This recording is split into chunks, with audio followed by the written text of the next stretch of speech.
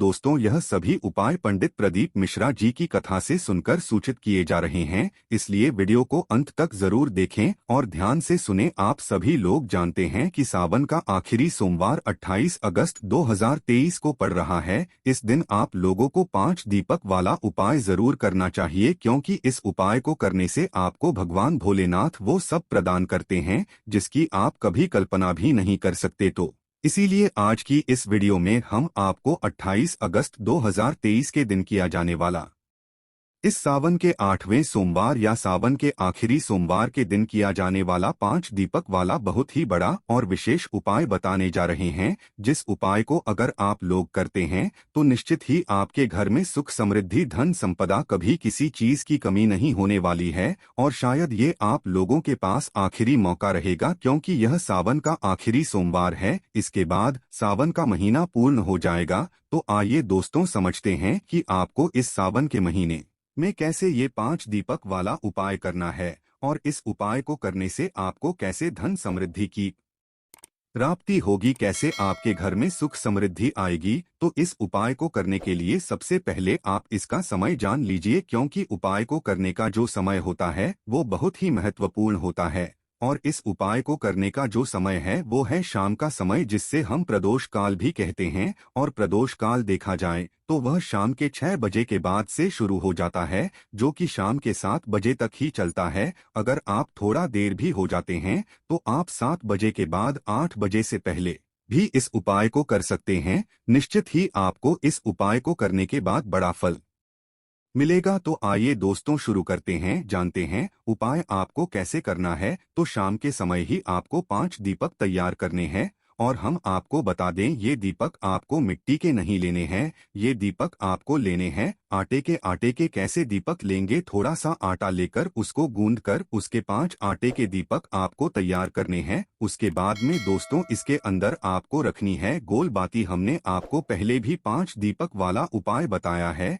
जिसमें हमने आपको लंबी बाती का वह उपाय सिर्फ सावन के अधिक मास का था, पर यह वाला उपाय सावन के आखिरी सोमवार का है, इसलिए यह वाला उपाय बिल्कुल अलग है। तो इस उपाय में आपको 5 आटे के दीपक तैयार करने हैं। साथ ही में आपको इन 5 दीपकों के अंदर गोल बाती रखनी है। तो गोल बाती रखकर इन 5 दीपकों को तैयार करें। उसके बाद इन 5 दीपकों के अंदर शुद्ध देसी गाय का घी आपको डालना है, क्योंकि शुद्ध देसी गाय का घी ही भगवान भोलेनाथ जी के उपायों में प्रयोग होता है। इसके बाद दोस्तों, आपको क्या करना है कि इन 5 दीपकों को तैयार करके एक प्लेट या थाली में आप लोग रख लीजिए, क्योंकि आप इन 5 दीपकों को अपने हाथ में एक साथ नहीं रख सकते। तो एक प्लेट में इन 5 दीपकों को जमा लीजिए। जमाने के बाद अपने साथ में एक माचिस जरूर रख लीजिए, क्योंकि आप इन दीपकों को अपनी माचिस के जरिए ही जलाएंगे। तो इन दीपकों को अपने साथ में रखकर, साथ में एक माचिस रखकर शाम के समय प्रदोष काल में अपने घर से आप निकल जाएं।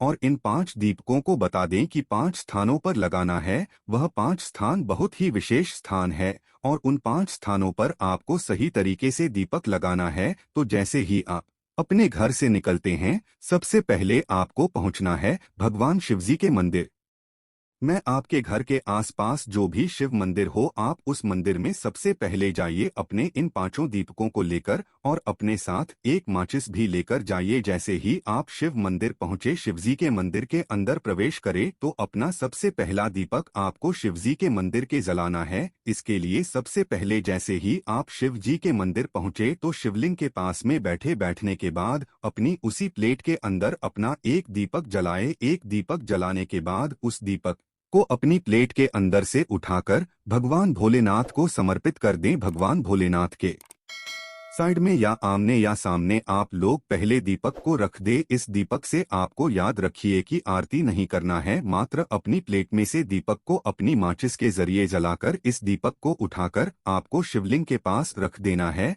अगर दोस्तों आप चाहें तो इस दीपक को आप भगवान भोलेनाथ की चौखट पर भी रख सकते हैं, क्योंकि चौखट भी एक ऐसा स्थान होता है जहां पर भगवान शिवजी के मतलब गण विराजित होते हैं। तो आप इतना इस पहले दीपक को भगवान भोलेनाथ की चौखट पर भी रख सकते हैं। तो आइए दोस्तों, अब बात करते हैं दूसरे दीपक की। पहला दीपक जैसे ही आप भगवान भोलेनाथ के मंदिर में जला देते हैं। उसके बाद में भगवान भोलेनाथ से आशीर्वाद लेकर प्रार्थना करके आप भगवान भोलेनाथ के मंदिर से बाहर निकलिए और दूसरी जगह दीपक लगाने पहुंच जाइए, जो कि है बेलपत्री का वृक्ष। अब यहाँ पर दोस्तों हम आपको एक बहुत ही विशेष बात बता दें कि यह जो बेलपत्री का वृक्ष के नीचे आप लोग यह दीपक लगाने के लिए जाएंगे, यह बेलपत्री का वृक्ष बड़ा होना चाहिए, नहीं तो आप लोग छोटे बेलपत्री के वृक्ष के पौधे के नीचे दीपक नहीं लगा सकते हैं। इस बात का ध्यान रखिएगा। तो आपके घर के आसपास जो भी बड़ा वाला बेलपत्री का वृक्ष हो, उस बेलपत्री के वृक्ष के नीचे पहुंच जाइए। पहुंचने के बाद वहां पर बैठ जाइए। आसन बिना आसन लगाकर भी बैठ सकते हैं।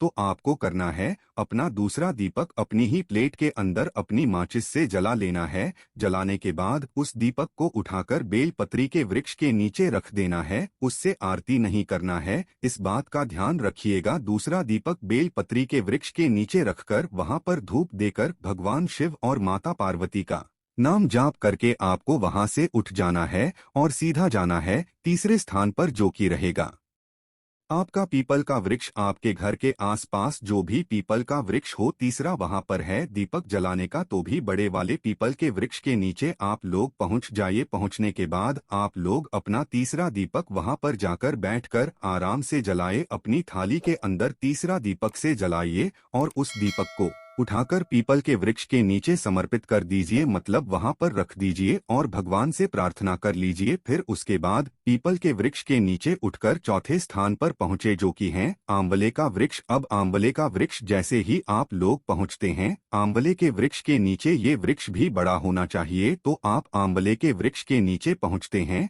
तो अपना चौथा दीपक यहाँ पर निकाल लीजिए और अपना चौथा दीपक अपनी प्लेट के अंदर माचिस से जलाकर चौथे दीपक को उठाकर इस आंवले के वृक्ष के नीचे रख दीजिए और यहाँ पर भी भगवान शिवजी से माता पार्वती जी से प्रार्थना कर लीजिए, आशीर्वाद ले लीजिए। उसके बाद में दोस्तों आप लोग इस वृक्ष के नीचे से उठिए और सीधा आ जाइए आप अपने घर पर। और अपने घर के मुख्य द्वार पर हम आपको बता दें कि अपना यह पांचवा दीपक आपको अपने घर के द्वार पर लगाना है। आपको मुख्य द्वार पर दीपक लगाने से पहले अपने घर के अंदर प्रवेश नहीं करना है। तो आंवले के वृक्ष के नीचे आपको चौथा दीपक लगाना है। उसके बाद आखिरी वाला जो दीपक होगा उसको लेकर सीधा आपको अपने घर पर आ जाना है और अपने घर के मुख्य द्वार पर आकर रुक जाना है। अब आपके मन में यह प्रश्न जरूर आएगा कि हम अपने घर के किस साइड की चौखट पर अपना यह पांचवा दीपक लगाएं। तो दोस्तों हम आपको बता दें कि यह दीपक आपको अपने घर के सीधे हाथ की तरफ लगाना है।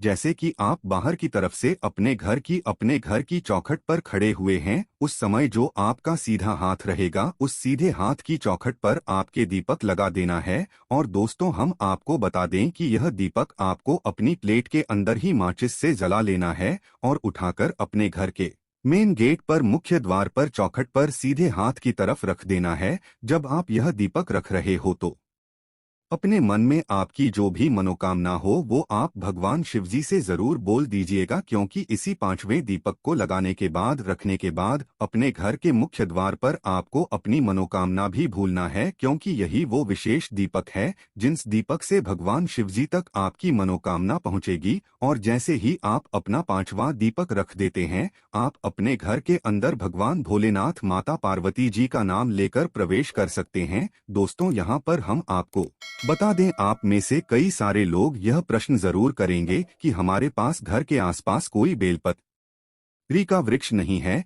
या कोई पीपल का वृक्ष नहीं है, या कोई बेल का वृक्ष नहीं है। तो हम आपको यहाँ पर बता दें कि आपके घर के आसपास यह वृक्ष होना जरूरी है। अगर नहीं है तो आपके घर से थोड़ा दूर आपको जाकर इन दीपकों को लगाना होगा इन वृक्षों के नीचे, क्योंकि तभी यह उपाय पूर्ण माना जाएगा। और सोमवार के दिन जो व्यक्ति इन 5 दीपकों को इन 5 स्थानों पर जल आता है, भगवान शिव और माता पार्वती जी की कृपा उनके घर परिवार पर हमेशा बनी रहती है। तो एक बार मन से विश्वास से इस उपाय को आप जरूर करके देखिएगा। साथ दोस्तों जैसे जैसे हमने आपको इन 5 दीपकों को 5 अलग अलग स्थानों पर और कैसे लगाने के लिए बताया है, इस तरीके से ही आपको लगाना है, तभी ये उपाय काम करेगा। ऐसा नहीं होगा कि पहले आप अपने घर के मुख्य द्वार पर दीपक लगा दें फिर दूसरा कहीं और लगा दें, ऐसा नहीं होगा। जैसे हमने पहले आपको बताया, भगवान भोलेनाथ का मंदिर में पहले जाकर आपको दीपक लगाना है, दूसरा स्थान है आपका बेल पत्ती का वृक्ष, तीसरा स्थान है